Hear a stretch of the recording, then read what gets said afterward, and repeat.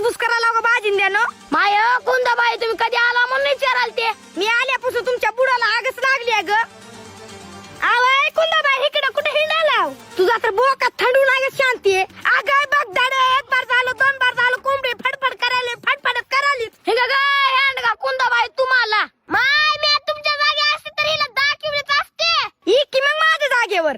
नग माय तुमचा मॅटर आहे. काय माय कुंदाबाई द्या की तुम्ही बिदान का.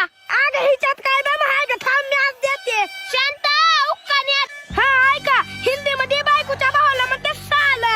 असं हा हिंदी मध्ये बायकोच्या भावाला म्हणते साला. आणि कुंदाबाई तुला फडफड करेल तुझ्या बोटात घालू का भाला?